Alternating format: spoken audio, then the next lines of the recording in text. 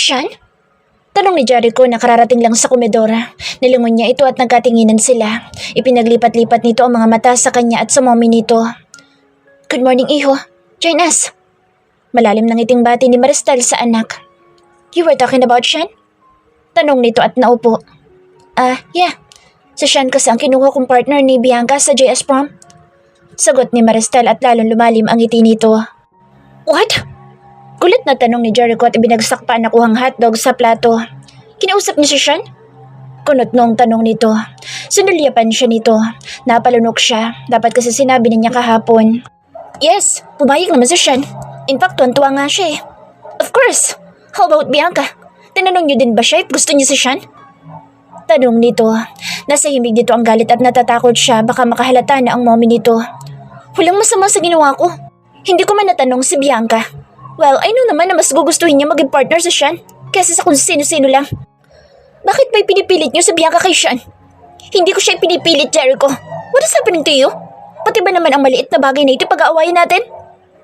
Tanong ni Maristel at sunulyapan siya. Nanatili lang siyang tahimik at nakikinig sa mga ito. What's wrong with you?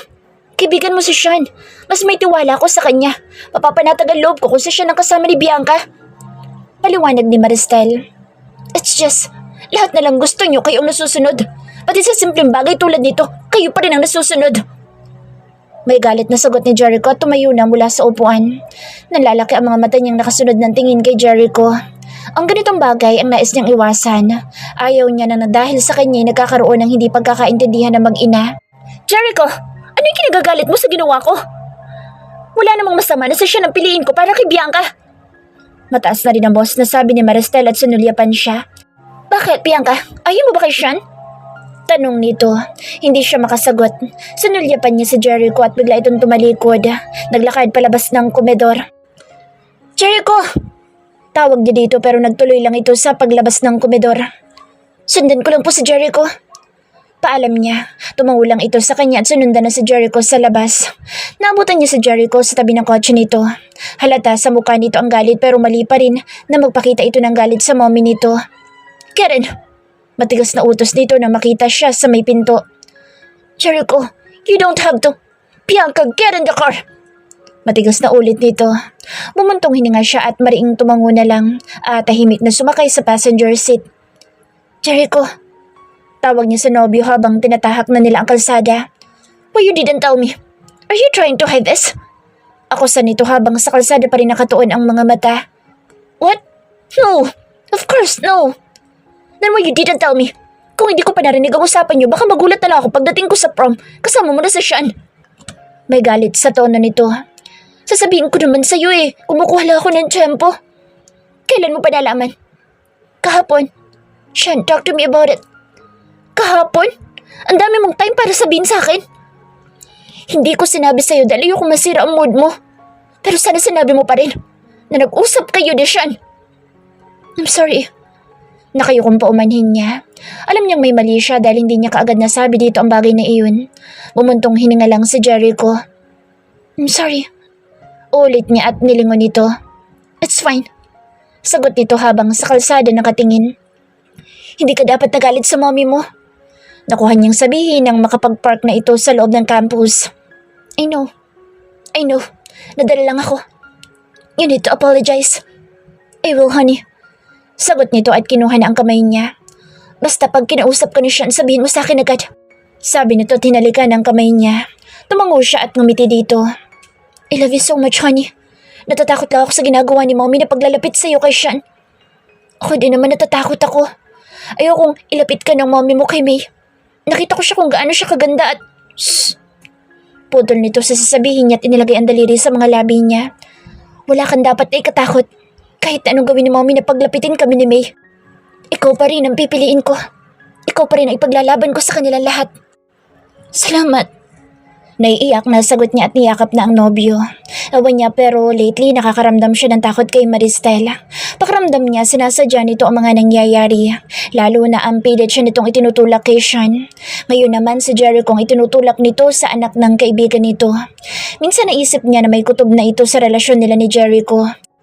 Gusto sana niyang sabihin kay Jericho ang bagay na iyon pero hindi naman siya nakakasigurado. Baka kasi masyado lang siyang paranoid dahil alam niya sa sarili na mali ang ginagawa nila ni Jericho. Pero ganoon pa man, ano man ang dumating sa kanila, naniniwala siyang ipaglalaban siya ni Jericho. Hindi siya maiiwan sa ere, mag-isa. Kailangan lang niya magtiwala kay Jericho dahil hindi siya nito pababayaan. Ako na maghahatid sa'yo sa bahay. Sabi ni Sean nang paglabas niya ng classroom ay nakita niya ang binata sa may hagdan. May bitbit pa itong bulaklak at chocolate. For you. Sabi nito sabay abot sa kanya ng mga dala. Alanganin siyang umiti at walang nagawa kaya tinanggap na lang niya ang mga iyon. Thank you. Tita Maristel called me. She invited me for a dinner tonight. Dinner? Yeah, nagulat nga ako eh. Tatanggi pa ba ako? Nakangiting sabi nito. Kung invited si Sean sa dinner at invited din si May, ano mangyayari sa kanila? I see. Tanging sagot niya at nagtuloy na sa paglalakad. May usapan sila ni Jericho na magkikita sa ice cream house. May practice pa kasi ito pero paano siya makakapaghintay doon kung nandito na si Sean para sunduin siya? Let's go? Tanong nito. Wala sa sariling tumango siya at sabay na silang naglakad pababa ng high school building. Alam niyang magagalit si Jericho pero wala siyang magagawa ngayon. Ayaw niyang makahalata ang mga ito sa kanila. Kailangan nilang magdoble ingat ngayon. Pagsakay niya sa kotse ni Sean, kaagad niyang itinak si Jericho na sumabay na siya kay Sean.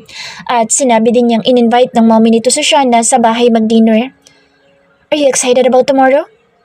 Tanong ni Sean habang nagmamaneho. Yeah? Tipid na sagot niya at tumingin sa labas ng bintana. Me too. Matagal na akong hindi nakaka-attend ng mga prom na ganyan. Madalas kasi tumatanggi ako pag ini-invite ako. Bakit naman? Well, hindi ko type ang pinapa-escortan nila. Kaya tinatanggihan ko na lang. Buti pumayag ka ngayon. Bianca, you know I like you, right? Diretsong sagot nito at nilingon siya. Akala ko kasi hindi ka lang makakatanggi kay Tita Maristel. Kung hindi man ako sinabihan ni Tita Maristel, baka ako na mismo magpresenta sa iyo para maging partner mo. Nakangiting sagot nito. Gwapo si Sean, malakas ang dating tulad ni Jericho. Kung nagkataon siguro na walang feelings sa kanya si Jericho, baka magustuhan din niya si Sean. Mabait ito, gentleman, isama pa na talaga naman boto ang Tita Maristel niya dito. Napakadali sana ng lahat kung pareho lang sila ng nararamdaman nito. Kung hindi sana si Jericho ang isinisigaw ng puso niya. Thank you, iho. Pinagbigyan mo ko. Magiliw na sa lubong ni Maristel sa kanila na makapasok na sila sa mansyon. Basta kayo, tita. Nakangiting sagot ni Sean at humalik pa sa pisngi ni Maristel. Wow, are those from you? Tanong ni Maristel nang mapansin ang mga bitbit niyang bulaklak at chocolate. Yes, tita. Nakangiting sagot ni Sean. You're so sweet, iho. Magilaw na sabi nito kay Sean. Kailangan po eh. Sagot ni Sean, na natili lang siyang walang kibo. Anyway, Bianca, magbihis ka. I brought you a new dress. I want you to wear that tonight. Nakangiting sabi ni Maristel sa kanya. Tita, hindi. Special ang dinner na ito, iha. Putol ni Maristel sa sasabihin pa sana niya. Just go, magbihis ka na at mag-ayos taas. Ako na munang bahala kay Sean. Patuloy nito. Hindi na lang siya sumagot, basta na lang siya tumango at nagpaalam na sa mga ito. Come here, iho. Magkwentuhan muna tayo. Narinig niyang sabi ni Maristel habang papanhik siya ng hagdan. Nakasalubong pa niya si Manang Lorna sa hagdan pero hindi siya nito binati. Hindi nga siya nito sinulyapan. Nakayuko ito sa kanya. Hindi na lang din niya ito pinansin at nagtuloy na sa silid. Pagdating sa silid, kaagad niyang nakita ang magandang dress na nasa kama.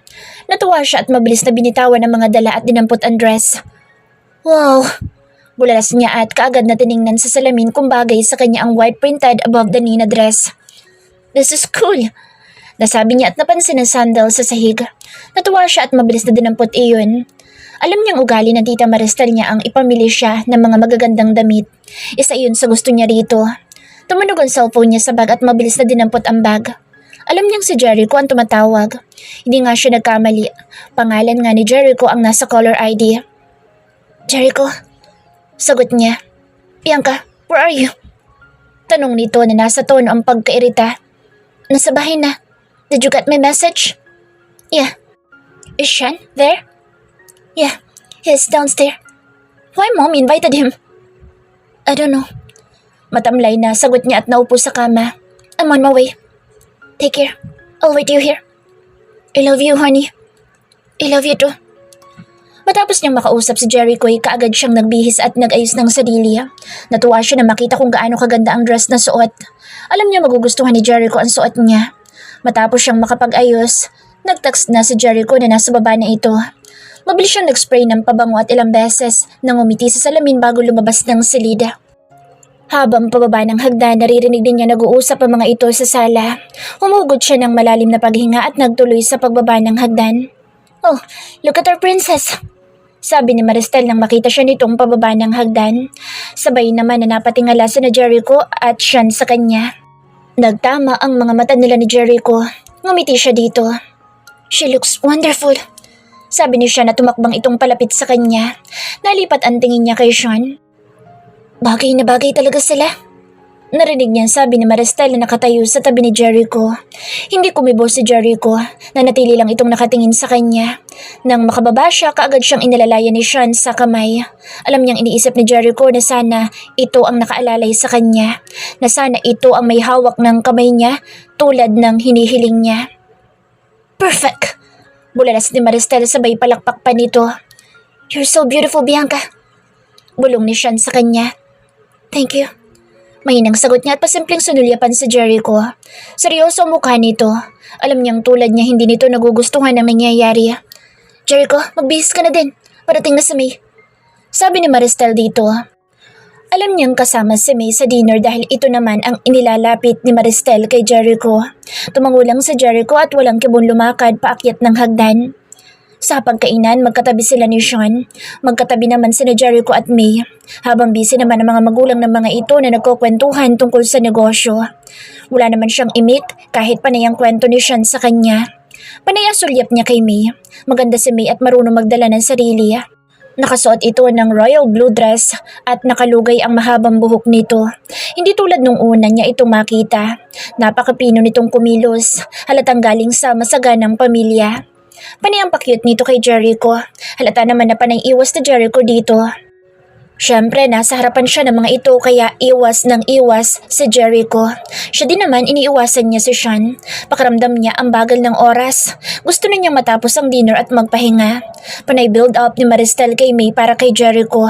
Halatang gustong gusto ni Maristel si May para sa anak. Sumasang-ayon naman ang donya at daddy ni Jericho. Pati na ang mga magulang ni May na halatang gustong gusto ng mga ito si Jericho. Sa bagay, sino ba naman ang hindi magkakagusto kay Jericho? Guwapo, mabait, matalino. Isama pa na ito ang nag-iisang tagapagmana ng mga Gomez. Pagkatapos ng hapunan, tumuloy silang apat sa music room at ang mga magulang naman ng mga ito ay sa library tumuloy. Alam niyang si Jericho at May pa rin ang pinag-uusapan ng mga ito. "Jericho, after school, what's your plan?" tanong ni May na nakaupo pa rin sa tabi ni Jericho. Magkatapat silang tatlo habang si Sean ay busy sa kapipili ng movie na papanoorin nila. "Business." Tipid na sagot nito at iniikot pa ang mga mata. Alam niyang naboboard na ito pero tulad din niya ay wala siyang magawa. Kailangan nilang sakyan ang gusto ni Maristel. "Me? I am planning to try modeling." Maarteng sagot nito.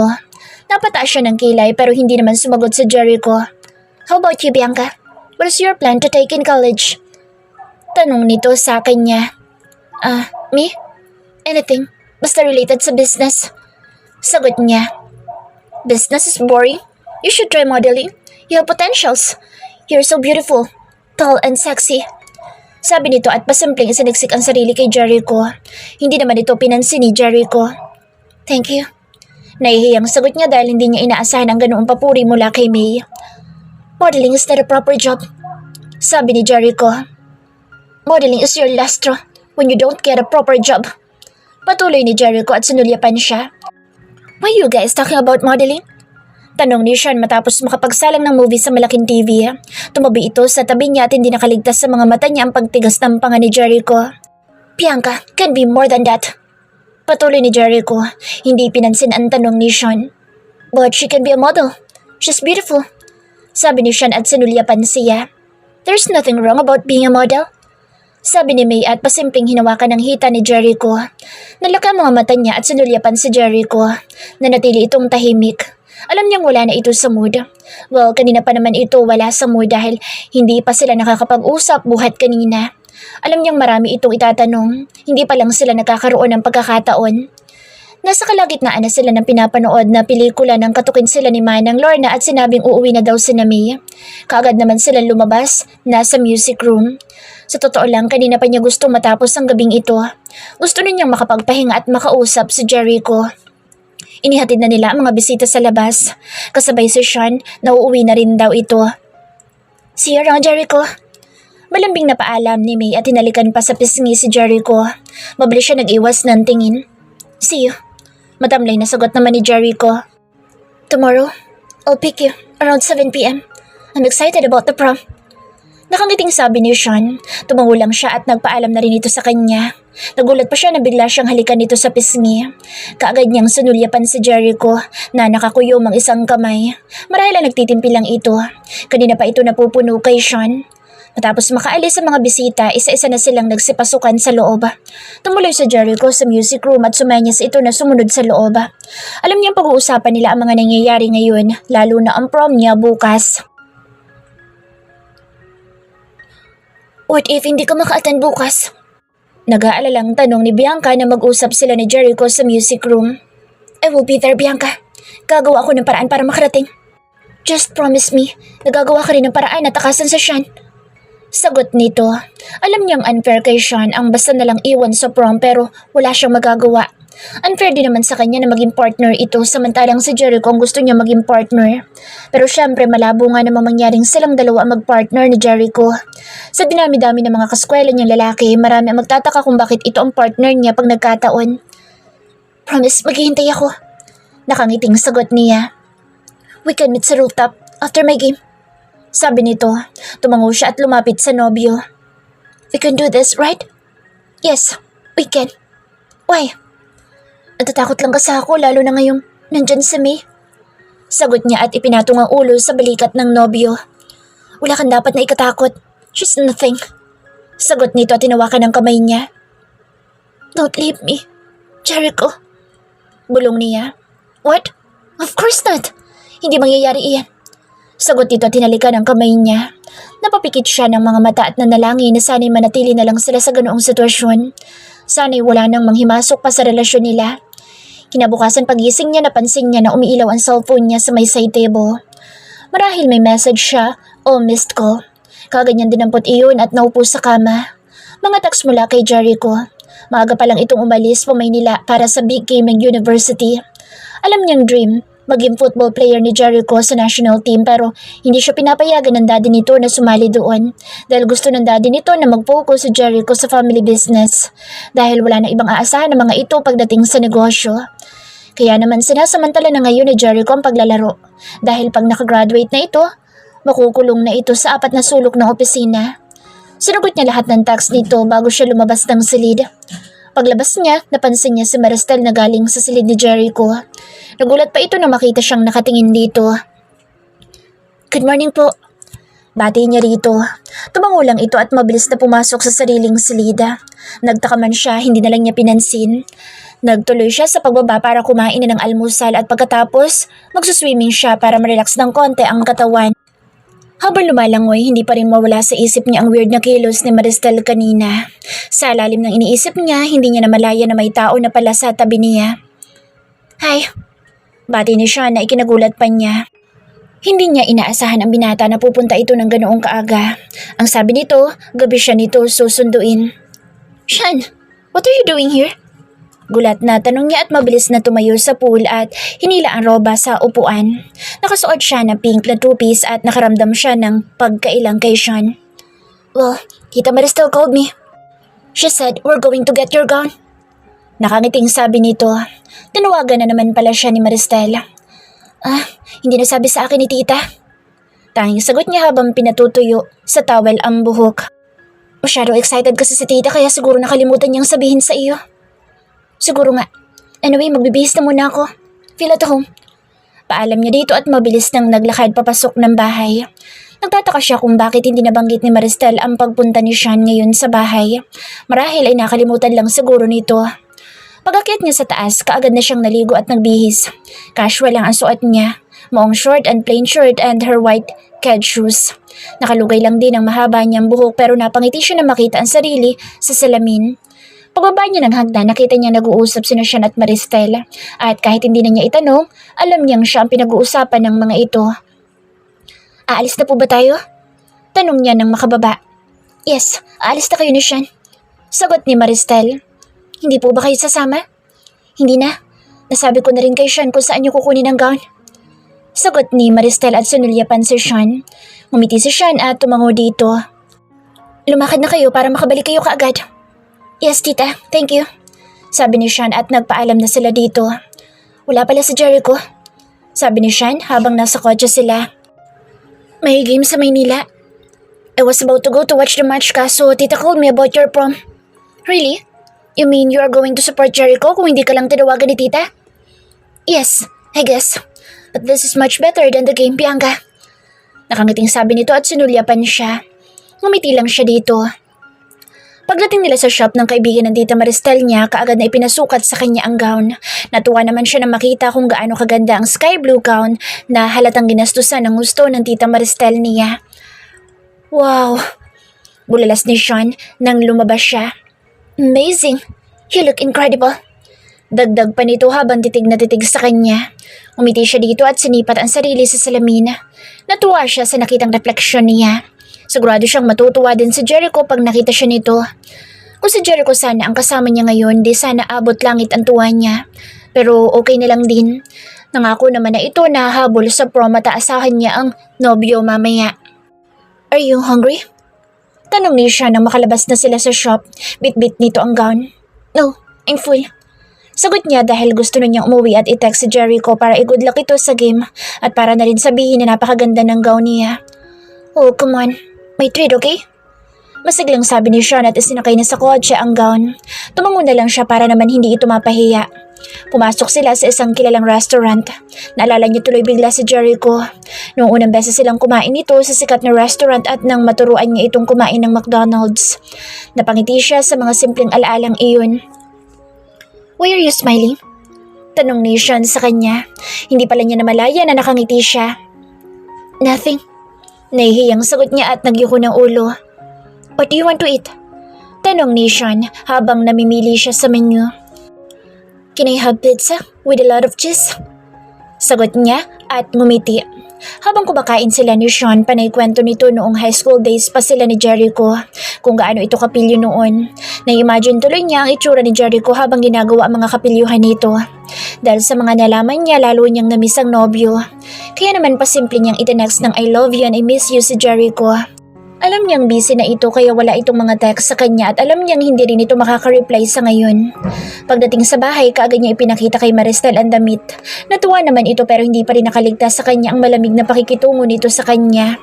Nang makaalis si Sean, nakita niya si Maristel sa sala nakaupo at may hawak-hawak na photo album. Lumapit siya dito at tumabi. May mga picture pa po pala ako dyan. Sabi niya na makita mga larawan niya noong bata ang tinitingnan nito. Of course, itinatabi ko lahat ng mahalagang bagay sa akin. Para na rin kitang tunay na anak, Bianca. At kung sisirain mo ang tiwala ko sa'yo, baka magbago ang tingin ko sa'yo. Sagot nito habang sa larawan pa rin nakatingin. Hindi mo naman ako bibiguin sa tiwalang ibinigay ko sa'yo, di ba? Tanong nito, napalunok siya. At kung dumating man ang araw na masira mo tiwala ko, tulad ng ahas, Bianca, itinatapon kong palabas ng mansyon. Sabi nito at bago pa siya makasagot, tumayo na ito at naglakad paakyat ng hagdan. Nakasunod lang siya ng tingin dito. Napahawak siya sa dibdib niya. Nararamdaman niyang may alam na si Maristel sa relasyon nila ni Jericho at maaaring siya ang ahas na nais nitong itapon palabas ng mansyon. Nahintakutan siya pero naniniwala pa rin siya sa sinabi ni Jericho. Mahal siya nito at ipaglalaban siya nito. Paninindigan siya ni Jericho anumang mangyari. Kailangan lang niya magtiwala dito. Nasa baba na si Sean, Iha. Sabi ng nanay Alma niya nang pumasok ito sa silid niya habang inaayusan siya ng makeup artist na kinuha pa ng tita Maristel niya para ayusan siya. Ang ganda-ganda mo naman, Bianca. Dalagang-dalaga ka na talaga. Magilaw na sabi nito at hinawakan ang gown niya. Bagay na bagay sa'yo ang kulay ng gown mo. Marunong talagang pumili ang tita Maristel mo. Patuloy nito. Kanina pa niya hindi nakikita ang tita Maristel niya mula na makausap niya ito sa sala. Hindi pa niya ito nakikita. Naiisip tuloy niya na iniiwasan siya nito pero ayaw na muna niya mag-isip ng kung ano-ano. Kailangan muna niyang i-enjoy ang prom dahil minsan lang sa buhay niya ang ganitong pagkakataon at hindi niya hayaang masira. Salamat po Nanay Alma. Nakangiting sagot niya habang pinagmamasdan ang sarili sa full mirror. Maganda ang gown. Bagay nga sa kanya. Hindi na siya makapaghintay na may pakita iyon kay Jericho. Alam niyang matutuwa ito pag nakita ang gown niya.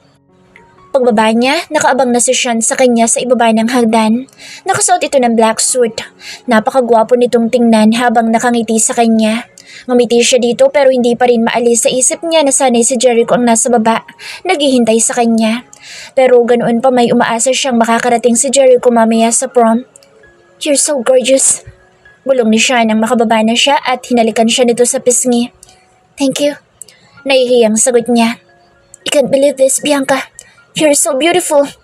Sabi ng Donya na nakangiti sa tabi ni Sean. Thank you po, Lola.